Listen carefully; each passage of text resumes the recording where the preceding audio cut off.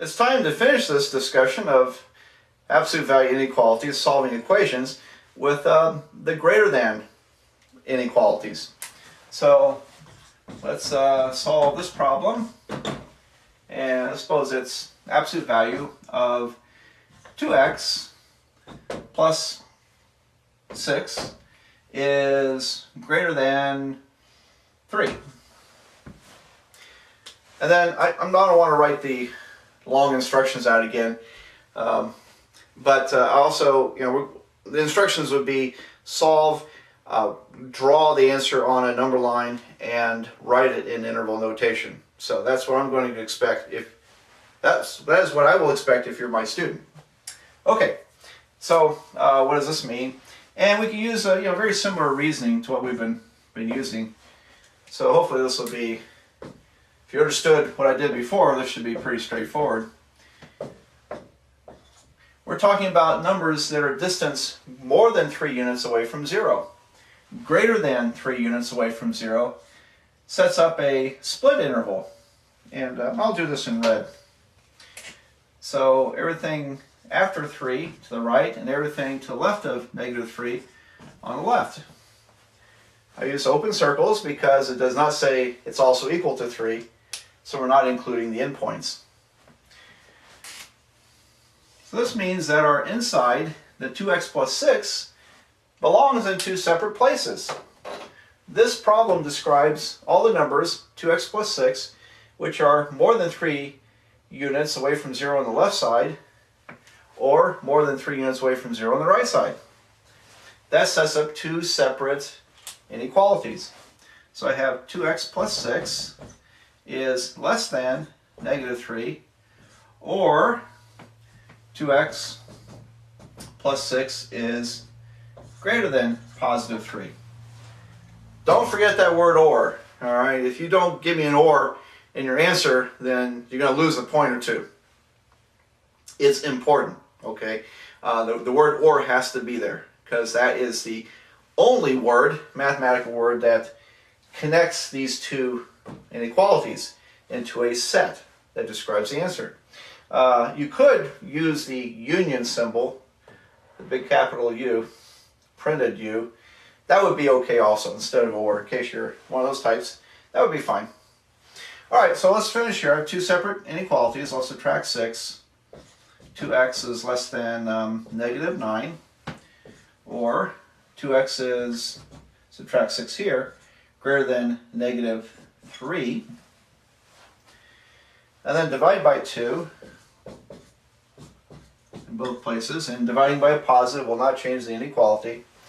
So I have x is less than -9/2, or x is greater than or equal to -3/2.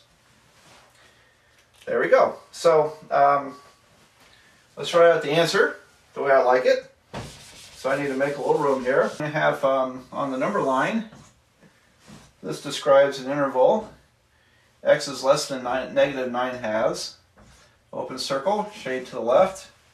X is greater than or equal to. And I see I screwed up here, didn't I? I wrote a greater than or equal to here, and it does not belong.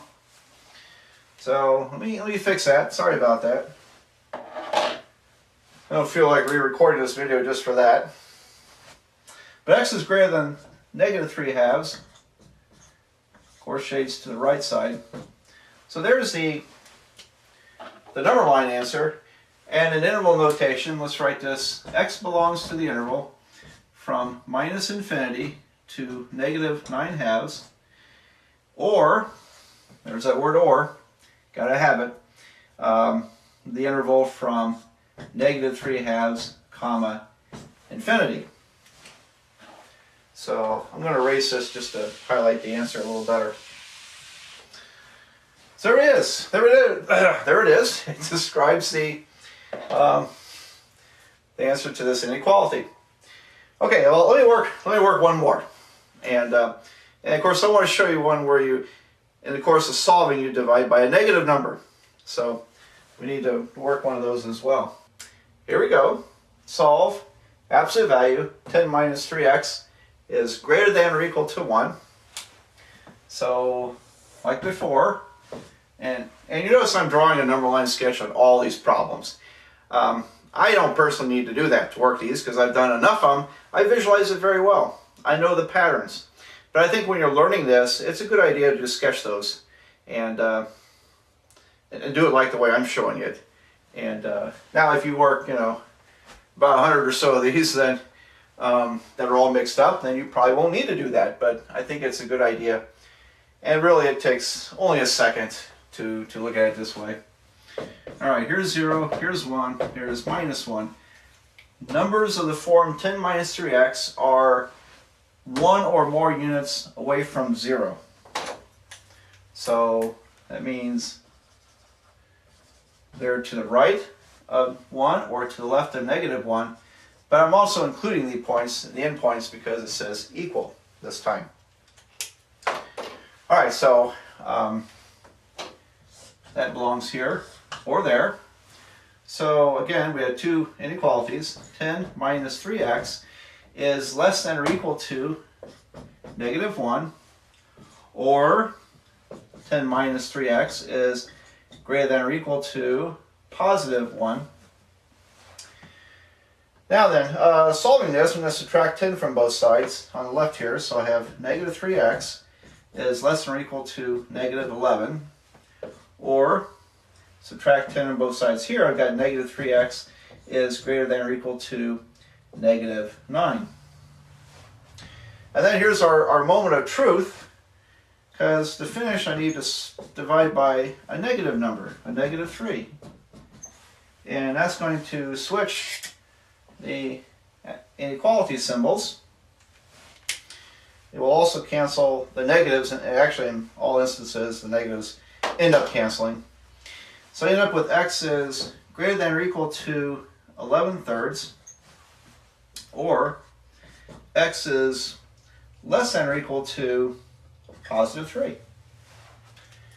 All right, so we still need to graph this on a number line and represent it with interval notation. But if you forgot to switch the inequality symbols, then you'll have numbers that are less than or equal to 11/3, but greater than or equal to 3. And that would technically describe the entire number line, if you look at it that way. And but be alert to what you're doing. Look at your answers and ask yourself, did that make sense? I started with this split interval pointed out in both directions. I'm supposed to end with that. So, all right, we'll make room here and graph the answer and write it out.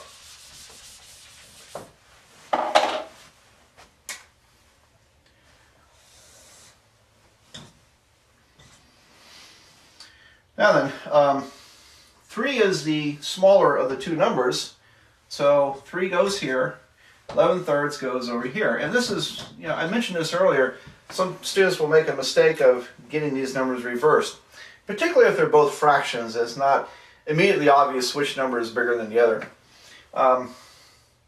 The 11/3 is what? It's about 3 2/3. So it's a little bit larger than 3. It's 3 2/3. And so it does belong on the right side. But if you just worked in this order and put these numbers up here, then your graph's going to be wrong, your answer's going to be wrong. So be alert, be awake when you do these. All right, so x is less than or equal to 3 means I color the circle and shade to the left side. Greater than or equal to 11/3, or 3 2/3, means I shade to the right. So there's that split interval we were supposed to get. And x belongs to the interval from -infinity to 3, this time a bracket because it equals, or, don't forget that word or, bracket 11/3, comma, infinity. So we've completed that problem. I think, after you've seen a bunch of these and work a few of them, they're all going to start looking a lot alike. The method of solving, at least the way I'm outlining it. Don't try to save a few seconds by not drawing those graphs to set these up. Until you get real good at visualizing, you just many people make mistakes by just shooting from the hip and trying to do this in their head. You know, the more things you have in front of your face, the fewer errors you make in mathematics. So make that a little extra effort, and it really will pay off.